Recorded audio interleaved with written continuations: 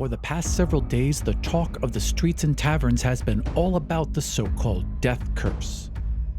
A wasting disease afflicting everyone who's ever been raised from the dead. Victims grow thinner and weaker each day, slowly but steadily sliding toward the death they once denied. When they finally succumb, they cannot be raised. And neither can anyone else, regardless of whether they've ever received that miracle in the past. Temples and scholars of divine magic are at a loss to explain a curse that has affected the entire region, and possibly the entire world. Each of you has answered the call of Sindra Sylvain, a retired adventurer residing in Baldur's Gate. She is commissioning an expedition into the jungles of Chult because she believes the source of this wasting curse is located there. Sindra has arranged your passage on a vessel named the Cataract. It is a slender, nimble schooner that sports a single mast holding up a pair of triangular sails. You are currently sailing south along the Sword Coast, one day out from Baldur's Gate. Relatively misty morning, kind of cool. Dawn has broken about half an hour ago, and you all are just kind of hanging out on the deck. You're eager to be there. A couple of you have been on this boat for a few days. Smell that? That's the winds of adventure blowing in our face for the third day in a row. Smells like discoveries on the horizon. Sorry, I just like to do these affirmations every morning to make sure I'm in the right mindset for making science happen. Endreana, a fearless archaeologist and shameless self-promoter, Endreana, or Endy to her friends, had just finished a book on her most recent expedition. She was seeking sponsorship for her next adventure when she first heard word of the Wasting Curse, along with Sindra Sylvain's call for heroes. She was on board the Cataract at Waterdeep the very next day. The land just taunts us. It's so close that we can't stand on it. I hate boats. Mildrake. A gruff and pious mountain dwarf, Mildrake is guided by his loyalties and his dwarven god, Clangeddon Silverbeard. Word of the Wasting Curse reached he and his fellow clerics as they were dispatching a raiding party near the southern edge of the Spine of the World. Though reluctant to leave his clan and his temple, Mildrake felt called to find a cure for this disease and set off on the Cataract from the port of Luskan.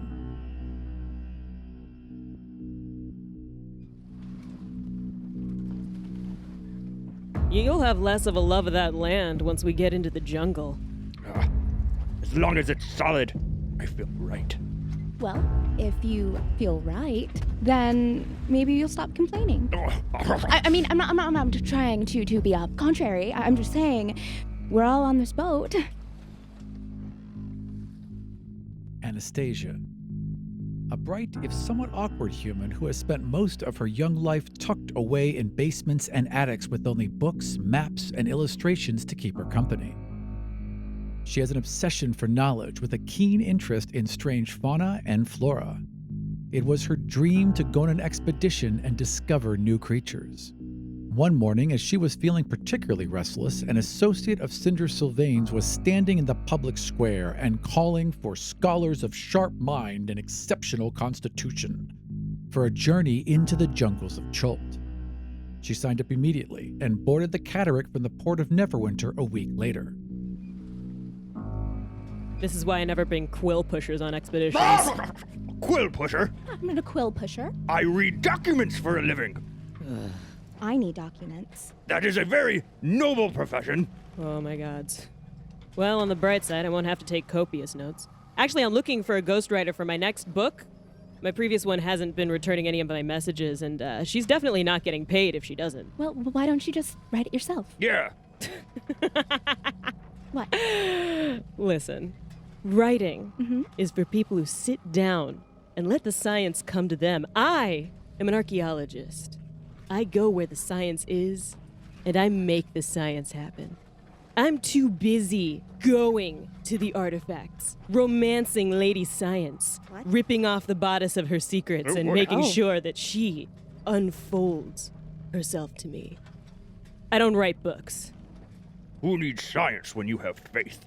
Well, faith can be not disproven. Mm-hmm. Tell me, what god is it that you prefer? Clang-a-dang and Silverbeard! Tell me about Clang-a-dang and Silverbeard. Who represents honor and justice in battle. Those are all good things. We belong on the front lines. You looked so stoically. Thank you. That's the most stable I've seen you stand since you got on this boat. It's the most stable I have felt as well, talking about Clang-a-dang and Silverbeard. It's truly beautiful. I've only read that name. I've never heard it out loud, so that sounds right to me. As you actually say that, the ship swings towards land. And now you guys see this opening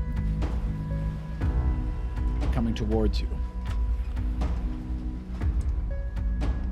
A damp morning chill clings to the sea as the cataract swings east toward the mouth of River Chayunthar for the 40-mile journey upstream to Baldur's Gate. A cloying fog steadily burns off as you sail further inland, and by the time you reach the city, the skies are bright and clear. Baldur's Gate clings tight to the granite bluffs that channel the river. The city is rich in trade. Its population is said to rival that of even Waterdeep, and the congested harbor that greets you reflects that boast. The captain barks orders and curses in a continuous rant as ropes and wood groan under the strain of several precarious turns. After half an hour of tense weaving and tacking, she orders the cataract sails to be brought in, and a dozen long oars set out to the waterline. Your dock is empty save for a single woman, tall with reddish-brown skin and broad shoulders, who waits with arms across her chest and a slight scowl on her lips. So your ship kind of pulls up to the port. There's a bunch of shouting and people running around. Some ropes are tossed over. They're put over cleats, and you guys are starting to offload. Mildrake would run off the boat as fast as possible to try to get onto land. Excellent. Pushing through crowds. It's a pretty small boat. Aside from you guys, there's about a crew of 8. So there's not a huge amount of people getting off this boat. Well, I push over all 8 people and Just shove past their legs. like hit the dock and start kissing it. Like, Oh, I've missed you, land. Anastasia just saunters off the boat. She adjusts her glasses, smells the air, and just kind of walks down. Endreana flips herself over the side of the boat and lands in a superhero pose on the side of it. Give me an acrobatics roll.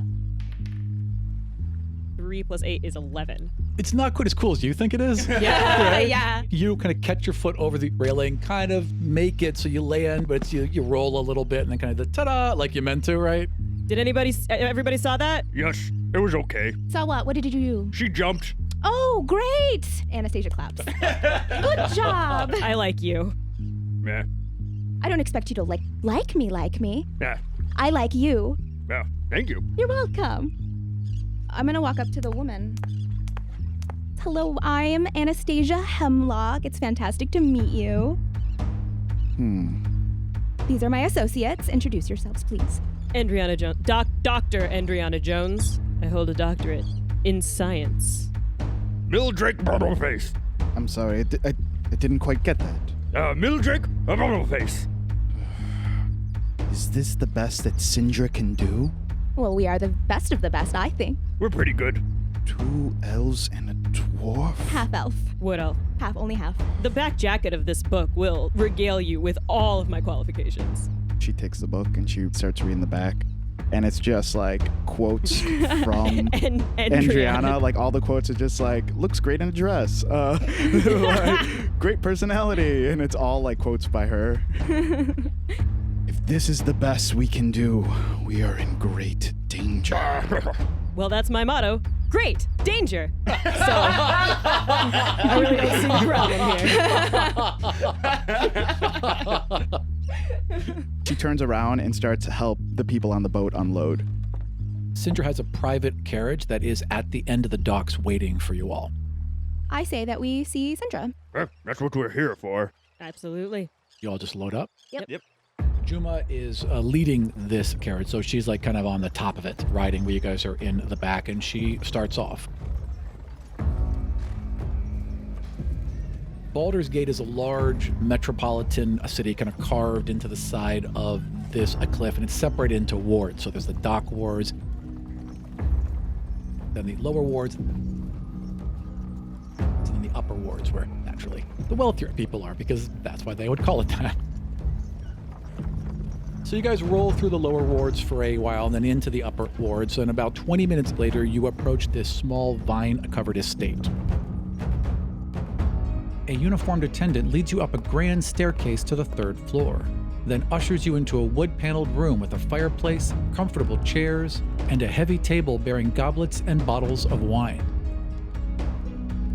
The darkly paneled walls are hung with maps and sea charts. Racks, shelves, and cabinets hold hundreds more rolled up maps and charts. A person is seated in an overstuffed chair near the fire.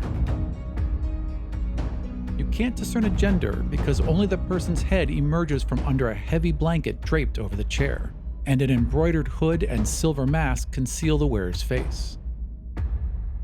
Even the person's dry, raspy voice provides no clue. Help yourselves to wine, and seat yourselves, friends. I hope I may call you that. Thank you so much for your hospitality. Yes, I will have some wine. Andriana is already halfway done with her glass of wine. She's like, oh. There's as many wine as you like, my dear. Mildrake's just drinking wine, putting it down, drinking the next wine, putting it down. I'm sure you all have questions for me. Oh, yeah, many. One, who are you? My name is Sindra Sylvain. I was an adventurer years ago. I died once and was raised from the dead. I've closed the book on that chapter in my life, but it seems like it has followed me here. I have the wasting curse some of you may heard about. As she's speaking, you can see that her arms are wrapped from elbow down in these heavy black claws. Like every part of her is covered. Her hands have gloves. You can't really see any of her. Mildrake also takes 3 steps backwards away from her. Fair enough. Anastasia does the same, but it looks very, very subtle. Andy kneels before her and takes her hand. She's like, I'm so sorry that this has afflicted you. About 40% of my readership are people who've been raised from the dead, and I understand this is going to be a great loss. She actually gestures to her bookshelf, and she has your book on it. Yeah. I did quite enjoy it, my dear. It's how I found you in the first place. Juma steps forward. She has a tray and bandages and some scissors, and she starts taking out your old bandages and putting on new ones. Can I get a perception roll from any of you? 18. As they're being unwrapped, notice that beneath it, her skin is pale and gray and rotting, like it's just sloughing right off the bone. But she doesn't seem to respond, like she doesn't seem to be in a lot of pain. She just sits there very quietly, and allows this to happen. How do you feel? I feel as if I am dying. Oh. For how long have you had this wasting disease? It has started about 3 weeks ago. The clerics have done nothing. I have talked to many priests, asked for many divinations. All they can tell me is that this is happening all over the world. And about what % of your budget for solving this question have you run through up to now? I have spent quite a lot, my dear. Let's say one of us knows cure wounds. Would that help? No, priests have cast their spells. All they can tell me is exactly when I will die. 79 days from now. 79 days. It's oddly specific. It is. There's a darkness in the jungles of Chult, an emptiness, a sucking void that is pulling the souls towards it. The clerics and the priests can see this void, but not past it. Cinder, could you have contracted this while adventuring? Is this something other adventurers may need to concern themselves with? I believe it is because I was raised from the dead. Everyone who has been affected by this was brought back from the dead through magics, and it appears that death is reclaiming our souls. Have you guys died before? I have not died. No. Mm-mm. I've been close, but never actually all the way there. Okay, good. You have not died. No. What do you propose we do, Sandra? Do you have a plan laid out for us? Do you have maps? Do you have items we need to take with us? I am preparing a map. If this is in the jungles of Chult, as I suspect, there are some problems. Jungles of Chult. Chult is a peninsula ringed with mountains and choked with rainforest. Enormous reptiles, savage goblins, and an army of undead prowl its jungles and ruins. Mapping the place has always been nigh impossible, and nothing is known about the region's current geography beyond a few miles from its coast. However, working from dozens of sea charts, logbooks, and explorers' journals, I, with the help of some dear friends, am assembling everything known about the current state of Chult into one map. I'll provide it to you if you undertake my mission. Well, I accept. It's very hard to get an expedition funded, and self-funding is just not possible these days. So I accept your quest, and I wholeheartedly hope to return your investment. I cure your curse. The only investment I care about is my own soul at this point, dear. The money is not important.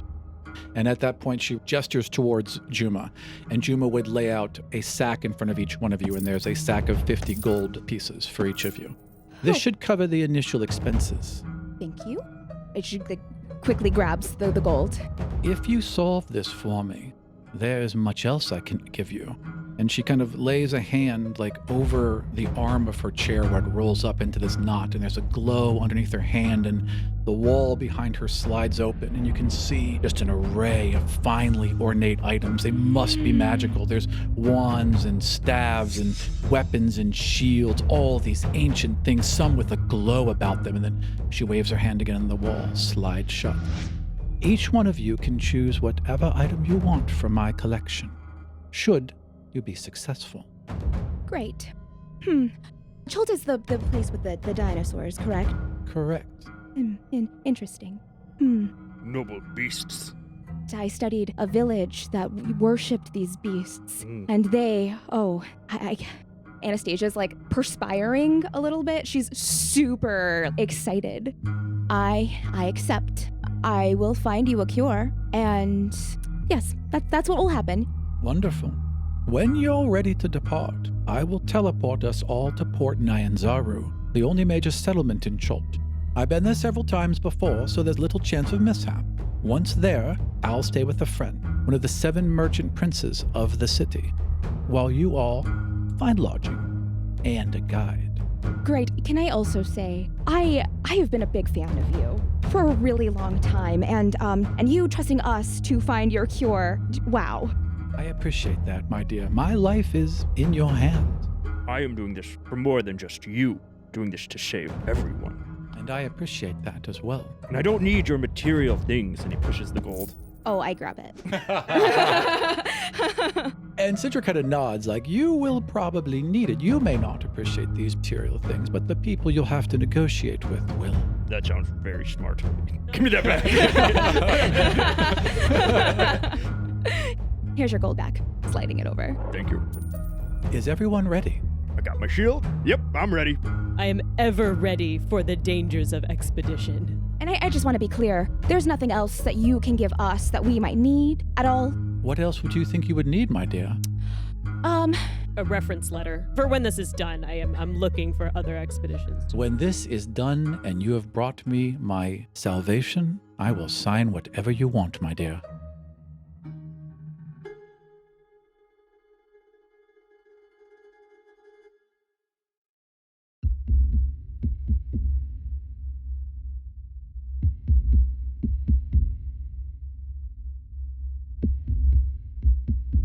Cindra leads you down a winding stone staircase until you reach the iron-bound door to her cellar.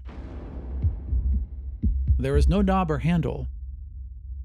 Her fingers glide along the wood and magical etchings glow with her touch. A heavy thud echoes from somewhere within the walls, and the door simply swings open. 7 torches alight at once in this octagonal room. Pale blue flames fill the chamber with a light that recalls that of a clear night's moon. An ornate circle 10 feet wide is etched into the floor with silver. Cindra walks to the center of the circle and motions for you all to take a place along its edge. Are you all ready? Cindra asks, pulling an ebony walking stick from her robes. The stick is decorated with a bulbous silver spider at the top, the arachnid's slender legs wrap down and around the stick, ending at a silver-capped foot.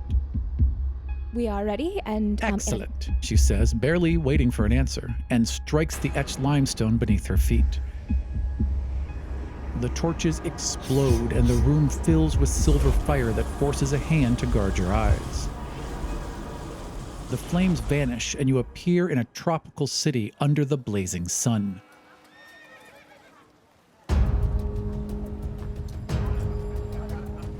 The familiar sounds of a harbor, creaking ropes, slapping waves, heavy barrels rolling across cobblestones, mingle with voices shouting and cursing in an unfamiliar language.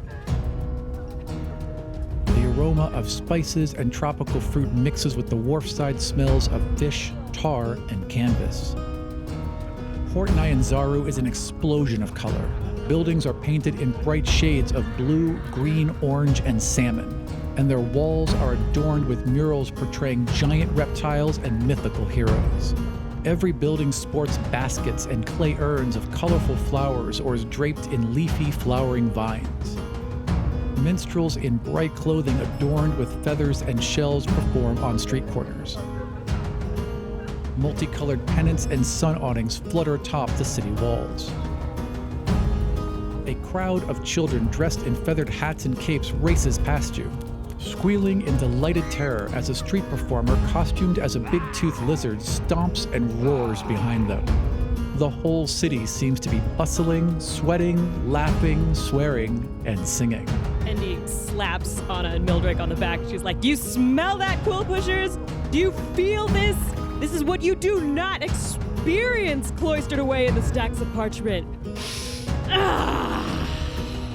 Anastasia recoils from Endry's slap and she's like, I bruise very easily.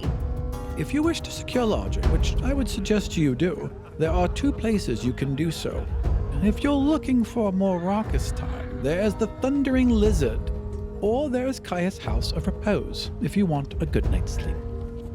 It is hot, by the way, just swelteringly hot. She's leaning heavily on her cane, and she's obviously exhausted from the effort that it took her to do this, and her hand kind of very shakily reaches out towards Juma. My dear, I believe I would like to retire. Oh, yes, let's go back.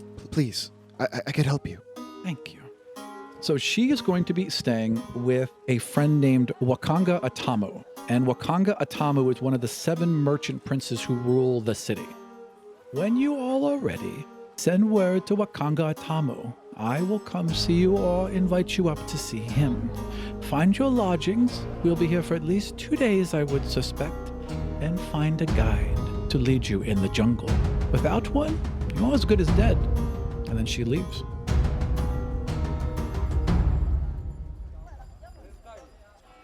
Do we need a guide and a place to sleep? I recommend going to the church. Well, Call an old cleric buddy of mine? can I be very honest with you? Yes. Churches make me a little uneasy. Why? Well, because I can't prove or disprove religion, and that is unsettling to me. Isn't that proof that it's right? Or it's proof that it's wrong. Nope. You guys debate religion. I'm going to hit the bar. We all want to go to the party place, right? I think so. I've not been to a party. I imagine they'll have ale. Thundering Lizard does sound like an inn with a bar. Doesn't that place sound awesome? It sounds exciting. Let's get there before this wine wears off. Are you drunk currently? It takes a lot more than that to get me drunk. Oh. And you can see the top of a bottle poking out of her around. So you guys start walking along the wharfs and towards a little deeper into the city. The Thundering Lizard is close to the docks. That's where most of the captains and, as soon as they roll off the ship, they go right into the Thundering Lizard. It is a squat 2-story gray stone building with a lot of ivy growing off the top, and it looks like there's a garden maybe on the rooftop of it. Most of these buildings are covered in flowing plants and vines. Most of them are painted up. This one isn't painted up, but there's a mural alongside it, and there's this god, and he's surrounded by all these dinosaurs, and they all kind of seem to be looking up towards him as he's raising his hands. But he's been etched out, there's been some lines ripped across his face, and they look old, where it's torn away from the paint. The dinosaurs have been left alone. They've even been updated and repainted so they're brighter, but the god seems to have been neglected. Can I roll religion to see if I would have studied this god? Absolutely. 22. A central figure in Chult's history is the greater god Ubuntu, who long ago protected the land and Chultian civilization. He grew angry with the people of Chult because they were constantly infighting and warring amongst themselves, and he got tired of having to solve all of their problems for him. So one day he just up and left. He abandoned the people, and that's when most of their troubles happened. The jungles were overwhelmed with zombies, and a lot of other things have gone wrong. The dinosaurs that were here were creatures that had died out long ago, but that he brought back and were kind of his symbol. So the people still worship and love the creatures, even though they've fallen out of favor with him directly. Ah, yes. Ubuntu. In fact, as you guys are walking towards this, there are dinosaurs in the streets. There are merchants carrying, now they're all small and they're muzzled, and a couple of them have saddles on them, and you can see people actually riding them around. Some of them are pulling carts, but they're basically used as livestock. Anastasia runs towards the closest dinosaur like someone would a puppy on the street. So there's a small juvenile Allosaurus, all muzzled up. Oh, hello. Oh, I apologize. Hello, owner. I hate it when people, just come up to things and just start touching them. I will, hello. Yeah, no one can really own a dinosaur. They kind of own you. Ha, ha, ha. Does it have a name? Fred. Fred. Hi, Fred. This is Fred. Hello, Fred. What an interesting name. Fred is a racer. You race? Of course we race. Are you new? I am. There's a race tonight, actually. Oh, Where? Right here. They race them through the streets. we've got evening plans then. Yes. Yes. They're gambling on these races. Oh, there is good gambling. And I would put some money on good Fred here. He's got quite a pair of legs. What do you think, Will Pusher? You look like a good dinosaur?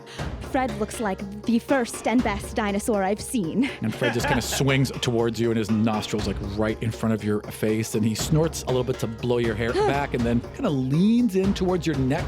Now he's muzzled, and it kind of feels like a kiss, but it also kind of feels like he's tasting you. Fascinating. Shaking.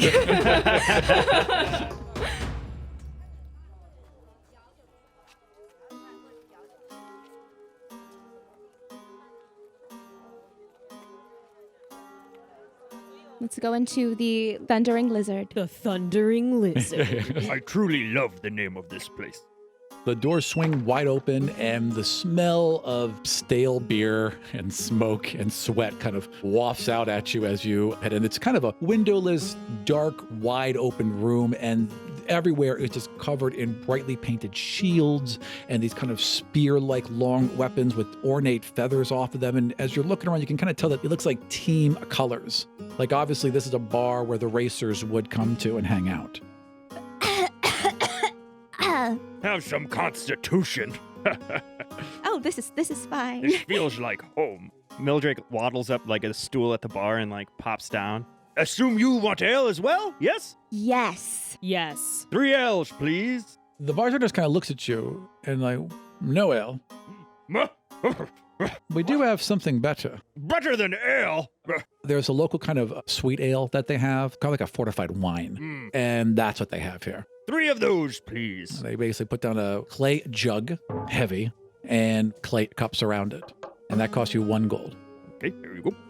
So Mildrake takes the pitcher and he pours 2 glasses, and then he keeps the pitcher to himself and starts drinking from it. Anastasia takes something out of her bag that looks like kind of like a gel and puts it in her hands and scrubs it around and then begins to take a sip. And Endy just sips the thing, kind of nods, and then she pulls the bottle out of her pocket and adds a good swig into that. And then she sips it again, and she's like, yeah.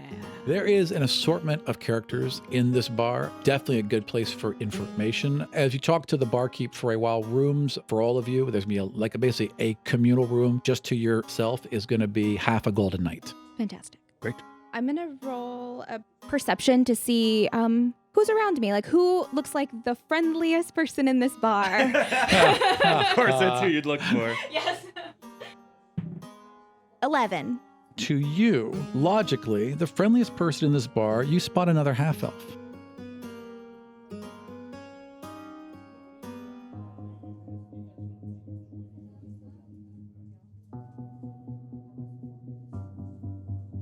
There is a female half-elf in a cloak, and as you kind of walk up, she kind of puts her hand to the side, and you see a little pseudo-dragon kind of pop up and look around and then pop back down under. I'm going to walk up to them.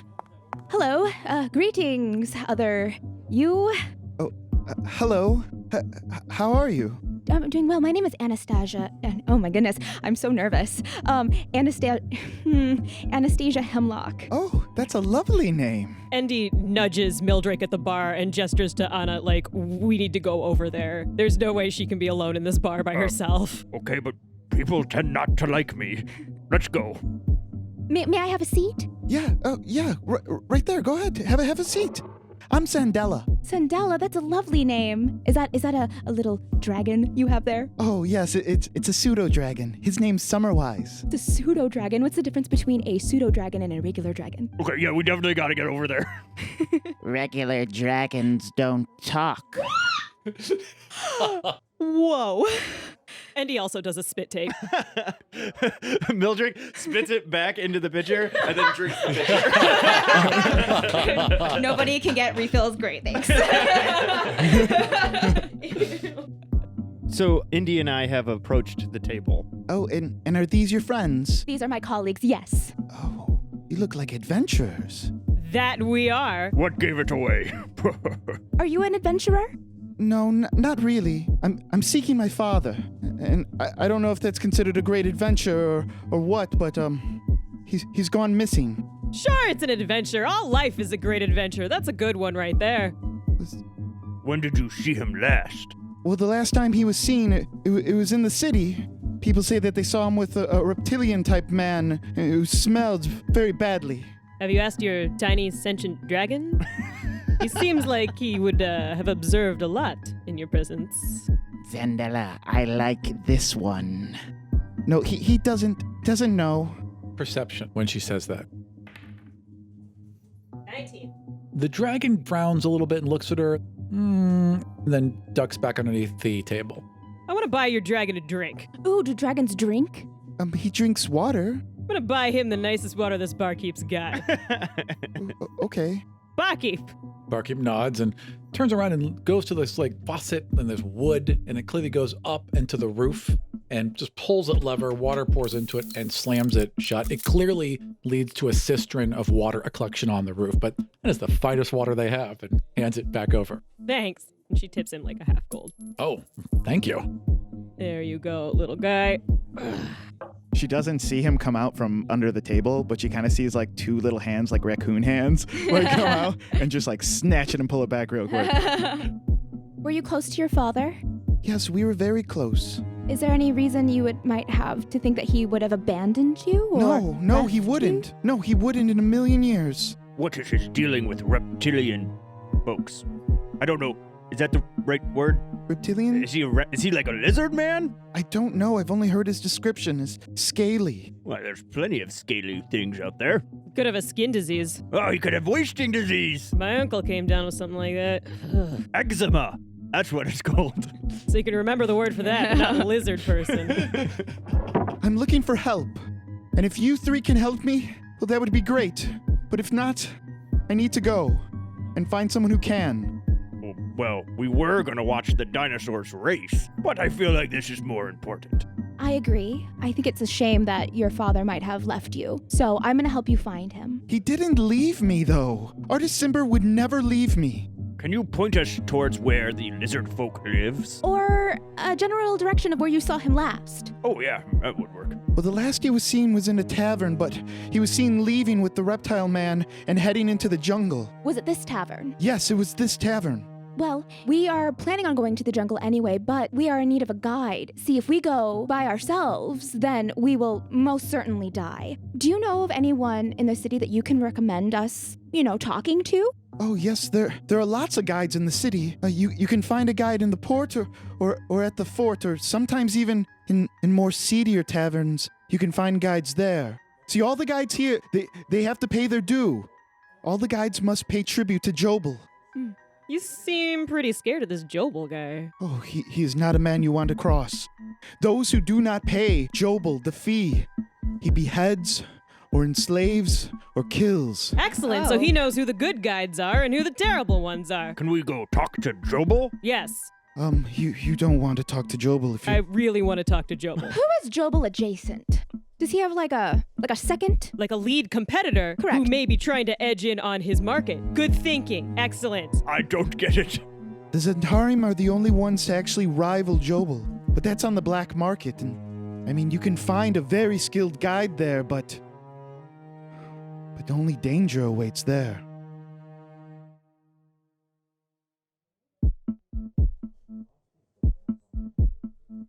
Sounds like we're gonna need someone to guide us through the city. Can we borrow your dragon? What? Can we borrow your tiny dragon? Summerwise? Yeah. He would never agree We're to that. doing you a huge favor. We're looking for your dad. That's a major family relation there. You can't borrow me. That's right, because you own your person, so you have to choose to come with us. What? Yes, you own this person. Therefore, you have the agency to decide to come with us. I would say persuasion, that's the one.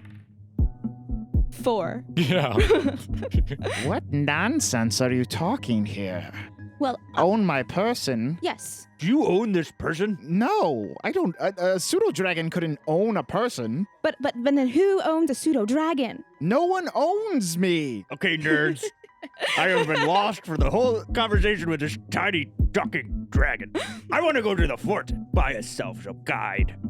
Yes, we will look for a guide, and you have my personal promise that if we come across your father, which, by the way, what does your father look like? Good question. She would describe him as a man in his early 50s, tall, broad shoulders, silvered hair, and green eyes. So almost every man in his 50s. But also was dressed in red robes and carries a long, ornately carved walking stick.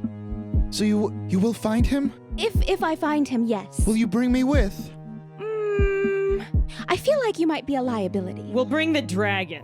What No, you can't take Summerwise. Well, how about this? You give me a trinket of yours that your father will remember you by. And so if we run into him, I can give him this trinket to prove that you're there, but you won't have to be there risking your life. No, I much prefer that I go with. I don't mind you coming, as long as I don't have to protect you. Lady, if your father turns out to be that dragon in disguise, I'm gonna slap you. I would never be her father.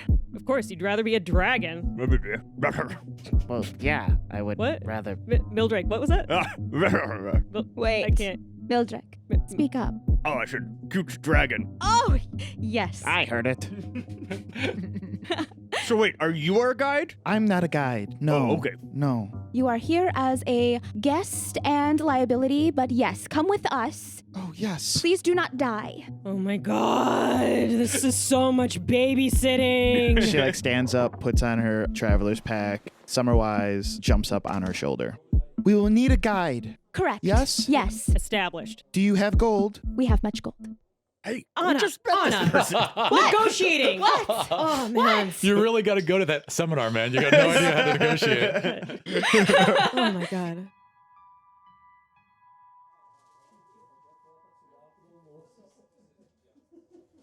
Okay, team, do we want a shifty, shady guide? No. Or do we want a noble, good guide? A good one. Oh, with the white collar kind of crime? Absolutely not. We want the shady guide. Wait, what crime are we committing? No, I'm just saying. Upper class people, they didn't get there by being on the up and up, all right? I don't write my own books, but I make a lot of money from them.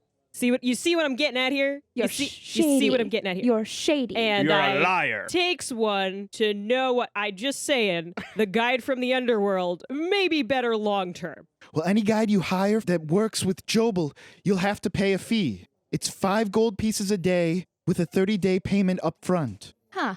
That's 40 gold. It's 5 a day with a 30 up front. So therefore 150 gold up front. That's like all of our money. Well, interesting. You guys don't have that much money? Nope. Shh, guys, guys. We do not. But Oh my god. Do we need a guide? we do need a guide, yes. You'll definitely need a guide. If you don't have the money to pay, perhaps we can go to the black market. Perhaps you'll have money. I've tried and I've been taken advantage of in the past, and I no longer have any gold. No gold. What are you doing at a bar? I was waiting for someone to take pity on me and help me on my quest. Oh, this is exactly the kind of person I despise. You gotta go out and make your own destiny, lady. She handed me a book, says make your own destiny, lady. And it's just a picture of me on the cover with my arms crossed. It's and the same one on your other winking. books? Yes.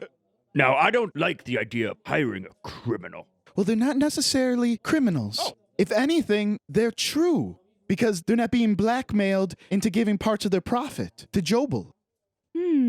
This does make sense. Okay. But it is I'm very convinced. dangerous. It'll be great. It'll be great. We can handle this. Let's do it. Let's do it. Let's get our guide. Yes. To the black market. To the black market! We shout in the bar.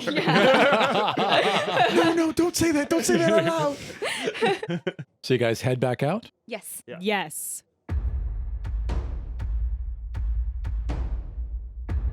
So as you head out, storm clouds have gathered and there is some thundering in the distance.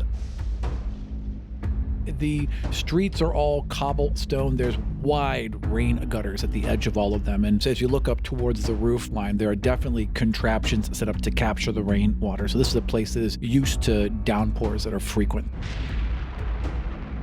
As you start out, you get about 20 feet before this older man begins stumbling towards you. His eyes seem wild and unfocused, and his hands are grasping. And as soon as you grow near him, he just swings and grabs onto your beard. Speak to the wise guardian of Ordalunga, east of Mambala. She can direct you to that which you seek. Collapses unconscious at your feet. I lay my hand on him and cast Cure Wounds. So there's a warmth beneath your palm and a glow, and his eyes flutter, and he wakes up. Oh, where am I? You're in the middle of the street. You were talking about finding what I seek? What you seek? Who are you? Oh, I am Mildrake Rubbleface. I'm Endy, Dr. Endreana Jost. You may have heard of me. You were saying something about Ordalunga. Ordalunga? I do not know what that even means or what that is. We're seeking guides, we're seeking cures. Yeah, we're seeking a lot of stuff. We're seeking a dad. Our list is getting pretty long here. I don't know if he was in his body when he was saying those things. So you're saying he's useless now? Correct. All right. Well, go for it. Hold on, sir. Where were you when you stopped remembering things? What day is it now? All right, what do you got in your pockets? We're gonna memento this. Leave my pockets alone. Oh, now I definitely... Turn them out. Leave me alone. Don't touch me. What are your hands? Oh, no, what are you doing? Hey, Stop that. Hey, you touched my man's beard. You touched my man's beard, all right? You grabbed my beard. You got real handsy. Now you're not even gonna... I don't even remember that. The last thing I remember is being at Executioner's Run, and it's all a blank after that, and then you, and then waking up on this ground. Oh. What's Executioner's Run?